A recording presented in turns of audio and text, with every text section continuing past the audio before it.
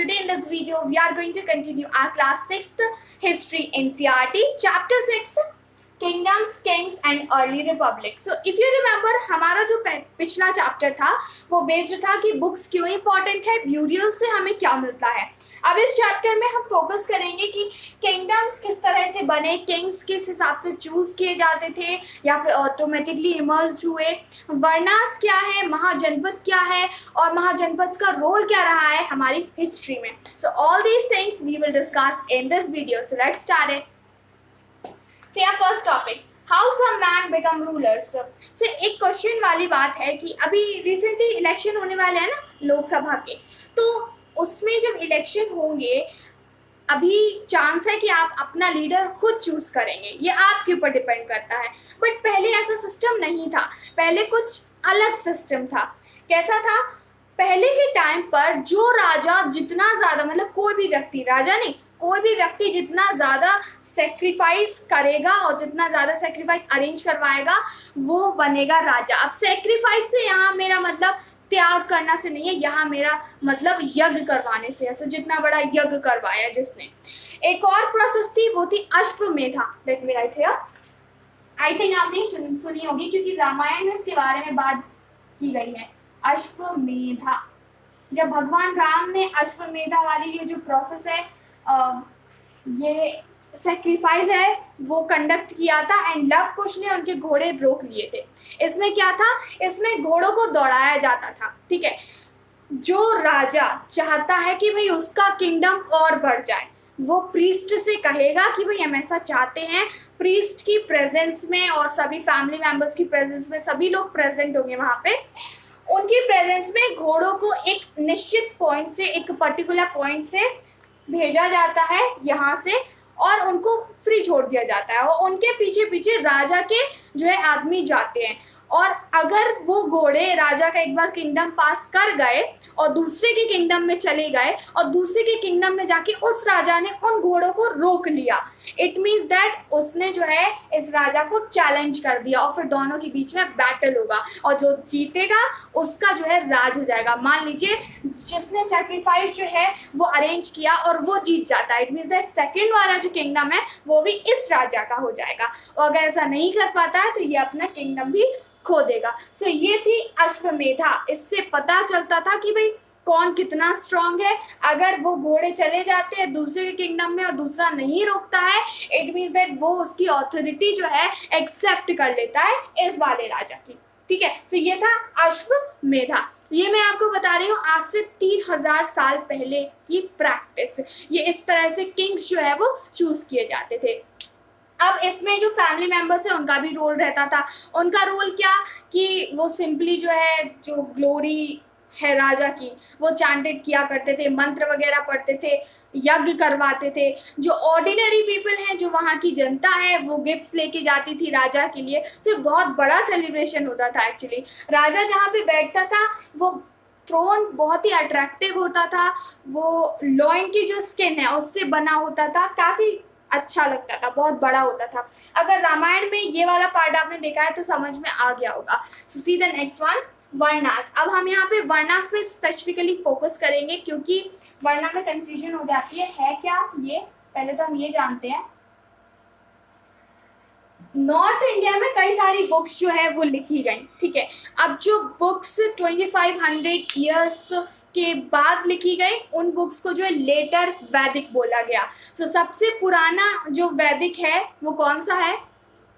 Did you know about it? हमने 4 वेद पढ़े थे, अथर्ववेद, सामवेद, यजुर्वेद और ऋग्वेद. सो सबसे पुराना जो है वो ऋग्वेद है और उसके बाद जो बुक्स लिखी गई यानी कि ये 3, अथर्ववेद, यजुर्वेद और सामवेद, ये जो है लेटर वैदिक में काउंट की जाती है. और भी कई सारी बुक्स लिखी गई.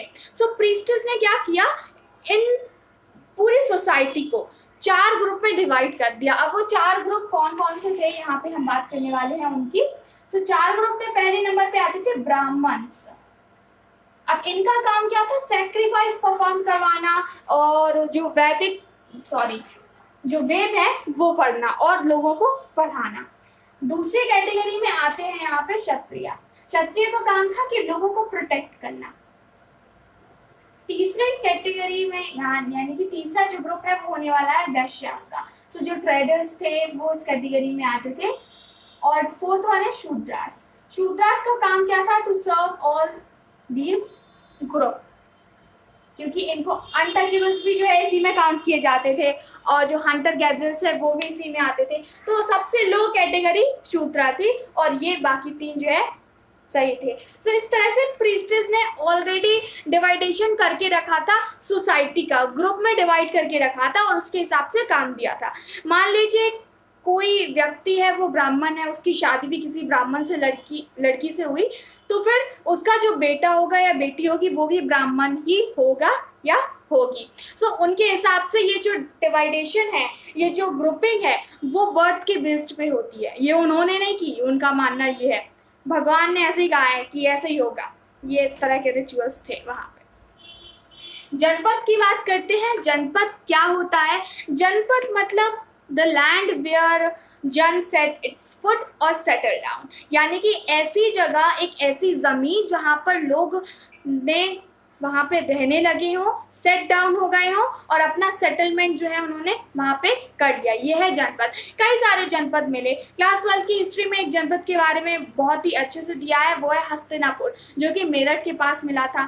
और जनपद हुए जैसे कि पुराना किला इन दिल्ली, ये मिला। और भी जो है इटावा के पास एक जनपद मिला था। इस तरह के जो है कई सारे जनपद मिले। यहाँ पे राजा होते थे। राजा जो है परफॉर्म किया करते थे सारी एक्टिविटीज़। लोग अपने काम में इंडल्ज रहते थे, खेती करते थे। सो ये है जनपद। अब महाजनपद के बारे में जानते हैं। महाजनपद जनपद से बड़ा होता है, यानी कि यहाँ का जो रूलर है वो ज़्यादा पावरफुल होगा इन कंपेयरिंग टू जनपद। वो कैसे? महाजनपद की अपनी खुद की कैपिटल होती थी, ठीक है। हर जनपद की अपनी खुद की कैपिटल होती थी, महाजनपद की, सॉरी नॉट जनपद। सो 16 महाजनपद थे। हमें इसमें केवल 2 महाजनपद पढ़ने हैं, बाकी बाद में पढ़ेंगे। अब महाजनपद में इनकी खुद की कैपिटल होती थी। दूसरा फोर्टिफिकेशन होता था।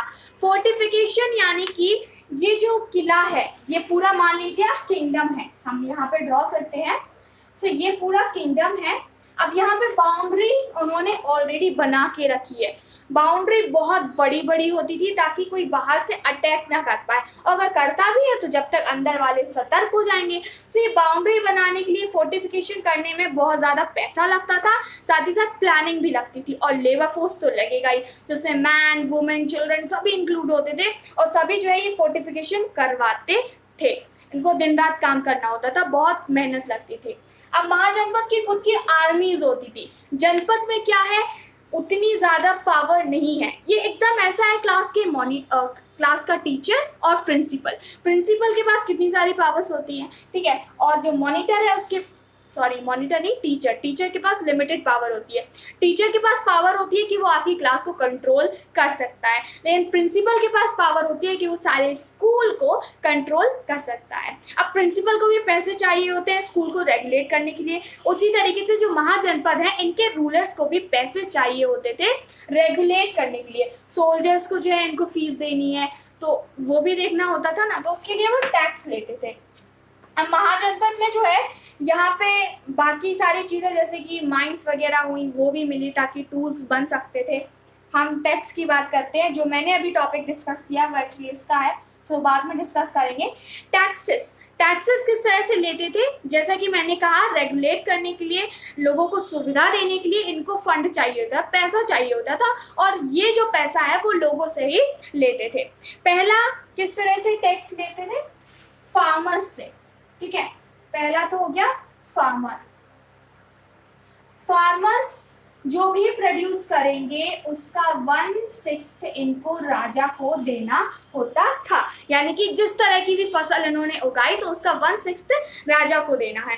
दूसरा हम देखते हैं यहाँ पे क्राफ्ट पर्सन। सो क्राफ्ट पर्सन हुए, वीवर्स हुए, क्राफ्ट पर्सन एंड वीवर्स, इनको एटलीस्ट एक दिन राजा के लिए काम करना होता था महीने में, यानी कि महीने में एक दिन राजा के लिए।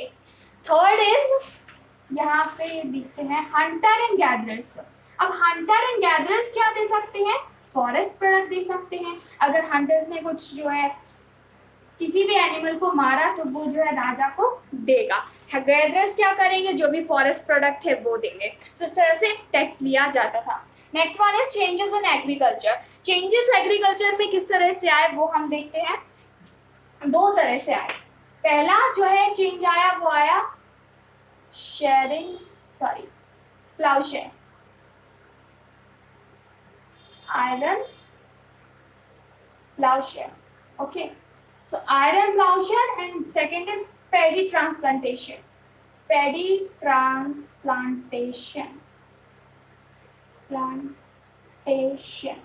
अब ट्रांसप्लांटेशन से क्या मतलब है, पहले हम आयरन प्लाउशेयर देखते हैं।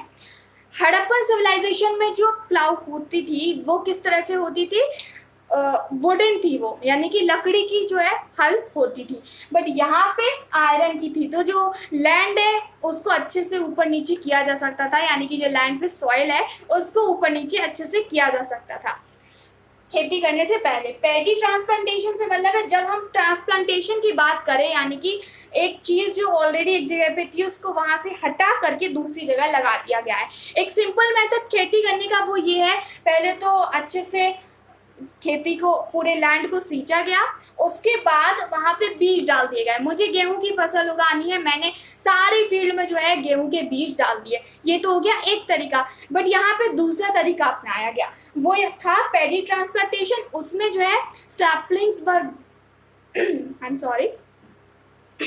Saplings were grown and afterwards they were planted into fields.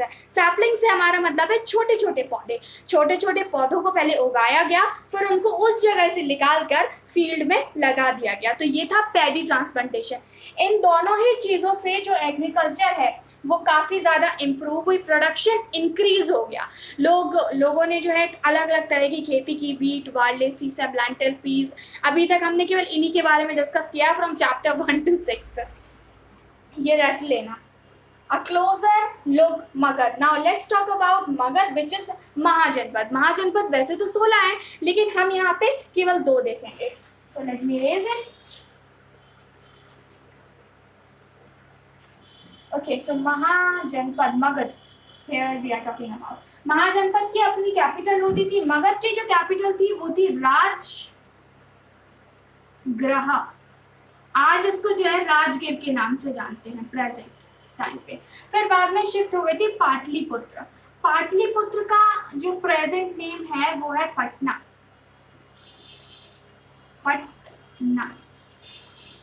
Are you from Patna? You can tell me in comment section.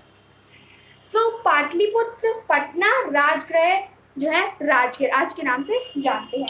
यहाँ पे बहुत ही फेमस रूलर्स रहे हैं। कुछ 2 मोस्ट इम्पॉर्टेंट रूलर्स की बात करते हैं हम, अजातशत्रु एंड सेकेंड इज बिंबिसारा। यहाँ पे एक और रूलर जिसका नाम था महापद्मानंदा, वो भी काफ़ी ज़्यादा फेमस था। उसने अपने किंगडम को बहुत ज़्यादा फैलाया, नॉर्थ वेस्ट में ले गया सब कॉन्टिनेंट के, यानी कि बहुत बड़ा किंगडम था उस वक्त पे। एलिफेंट्स जो है काफ़ी ज़्यादा यूज़ होते थे। एलिफेंट्स का यूज़ ट्रांसपोर्टेशन के लिए भी किया जाता था। गंगा नदी और सोन नदी जो है यहाँ पे ट्रांसपोर्टेशन फैसिलिटीज़ काफ़ी अच्छी प्रोवाइड कराती थी। अब चूँकि पानी है तो फिर इरीगेशन जो है वो भी अच्छे से हो जाती होगी। सो इरीगेशन फैसिलिटीज़ अवेलेबल थी और लैंड फर्टाइल बनी। सो ये 3 एडवांटेज थे इन नदियों के। कैपिटल, नदियाँ, यहाँ पे माइंस अवेलेबल थी, आयरन और माइंस। सो आयरन और माइंस की वजह से जो टूल्स है, वेपन्स है, वो काफ़ी ज़्यादा अच्छे बनाए जाते थे। ये था मगध के बारे में। अब एक इंटरेस्टिंग सी स्टोरी बताती हूँ। अलेक्जेंडर के बारे में आपने सुना होगा। ये यूरोप के मैसिडोनिया का रूलर था अलेक्जेंडर। इसका ख्वाब था कि ये पूरी दुनिया जीतेगा। अब दुनिया जीतने के लिए ये नॉर्थ साइड से यहाँ पे आता है, इंडिया की तरफ आता है, बट ये इसके जो सोल्जर्स थे, इसकी बहुत बड़ी आर्मी थी, बहुत ज़्यादा। सो इसके जो सोल्जर्स थे, जैसे ही वो यहाँ पे आते हैं और बॉर्डर पे आते हैं, let me draw the figure. जैसे कि ये है हमारा इंडिया का मैप, ठीक है, इरेज कर दें इसको, क्योंकि ये तो आज प्रेजेंट टाइम का है। तो ये जो एरिया है यहाँ पे, क्योंकि पहले नेपाल भी इंडिया ही में था, तो यहाँ से जब वो आते हैं तो क्योंकि राजगीर यहाँ पे है, ठीक है, बिहार की बात कर रहे हैं हम क्योंकि बिहार में है। सो वो यहाँ पे आते हैं तो उसकी आर्मी जो है वापस चल जाती है, जो फुट सोल्जर्स थे और जो घोड़ों पे थे वो सब डरने लगते हैं क्योंकि उन्होंने यहाँ के रूलर के बारे में काफ़ी ज़्यादा सुना था, बहुत महान है। तो इस तरह से अलेक्जेंडर जो है वापस चला जाता है। आपने एक कहानी सुनी होगी पुरु और सिकंदर की, उसमें क्या होता है, जो यहाँ का रूलर है एक्चुअली आता तो है अलेक्जेंडर, इस बुक में कंप्लीट नहीं दी गई है स्टोरी, अलेक्जेंडर तो आता है और वो यहाँ के राजा को बंदी भी बना लेता है। बट जब अलेक्जेंडर यहाँ के राजा से पूछता है कि मैं तुम्हारे साथ कैसे ट्रीट करूँ, तो वो कहता है बिल्कुल वैसे ही जैसा एक राजा दूसरे राजा के साथ करता है।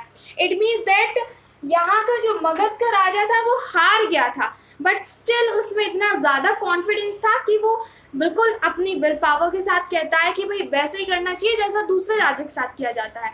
अब एक बात बताओ मुझे, यहाँ पे मैं किस राजा की बात कर रही हूँ ये आप मुझे कमेंट सेक्शन में बता सकते हैं। ये स्टोरी बहुत ज़्यादा फेमस है, बहुत ज़्यादा फेमस है, याद रखना इसको। हम नेक्स्ट के बारे में बात करते हैं जो कि होने वाला है अ क्लोजर लुक वज्जी। अब मगध में तो रूलर्स थे, ठीक है, ये महाजनपद था, वज्जी भी जो है महाजनपद था, बट यहाँ पे रूलर्स नहीं थे, यहाँ पे एसोसिएशन था, यहाँ पे संघ था, यानी कि यहाँ पे जो शासन करता था वो कोई एक रूलर नहीं था, यहाँ पे ग्रुप पूरा शासन करता था। कैसे? संघ की बात की हमने, पहले तो इसकी कैपिटल में आपको बता दूं वैशाली है, विच इज बिहार। ओके, सो वैशाली, यहाँ पे संघ का राज चलता था और संघ में कई सारे मेंबर्स होते थे। इट मीन्स दैट कोई भी डिसीजन लेना हो, मान लीजिए बाहर से अटैक किया गया है तो फिर यहाँ संघ के लोग मिलेंगे, मीटिंग करेंगे, उस टॉपिक के ऊपर बात करेंगे और सभी की सहमति से वो डिसीजन लिया जाएगा। किसी एक की बात नहीं मानी जाती थी, सभी यहाँ पे राजा हुआ करते थे। इनफैक्ट ये जो वज्जी है यहीं से, इस तरह के संघ से ही महावीर और भगवान बुद्धा भी इसी किंगडम से आते थे, इसी तरह के महाजनपद से आते थे। इसके बारे में हम नेक्स्ट चैप्टर में पढ़ने वाले हैं क्योंकि जैन धर्म और बुद्ध धर्म के बारे में उसी में दिया गया है। सो ये था Vajji. Now let me tell you one story which is given in the last of this chapter. ये है एथेंस की। एथेंस में जो है डेमोक्रेसी थी। नाउ ये थोड़ी आश्चर्य वाली बात है कि आज से करीब हम बात कर रहे हैं 250 साल पहले की, यानी कि 2500 ईयर्स अगो की बात कर रहे हैं हम। उस वक्त डेमोक्रेसी, तो डेमोक्रेसी का यहाँ पे मतलब कुछ और था, but in comparing to other areas ये काफ़ी बड़ी अचीवमेंट है कि डेमोक्रेसी थी। सो एथेंस में डेमोक्रेसी थी। यहाँ पे लोग जो हैं 30 साल से ऊपर के लोगों को सिटीजन कंसीडर किया जाता था, वुमेन सिटीजन कंसीडर नहीं की जाती थी और कुछ इनके ड्यूटीज भी थी। Like we are citizen of India, okay, so we have some duties, we have some fundamental duties and we have to perform those. अगर वो नहीं करते हैं, झंडे के आपको यानी कि भारत के झंडे का आपको सम्मान करना, ये आपकी फंडामेंटल ड्यूटी में शामिल है। अगर आप नहीं करते हैं तो उसके लिए आपको जेल में भी डाला जा सकता है।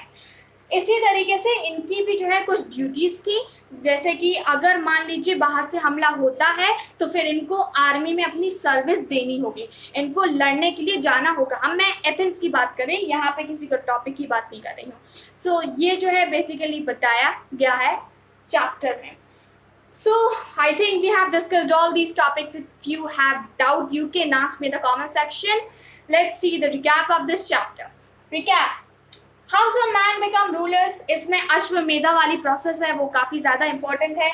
वर्णा की बात करते हैं तो 4 वर्णा थे यहाँ पे और ग्रुप में डिवाइड कर दिया था पूरी सोसाइटी को, ब्राह्मण्स, क्षत्रिय, वैश्य एंड शूद्रा। शूद्रा का काम था कि इनको तीनों को सर्व करना होता था, बाकी तीनों के काम जो है आपको मैं पहले ही बता चुकी हूँ। जनपद जो है यानी कि एक ऐसी लैंड जहाँ पे लोग सेटल हो गए हों और यहाँ कुछ रूलर्स हुआ करते थे, उनकी कुछ ड्यूटीज़ हुआ करती थी।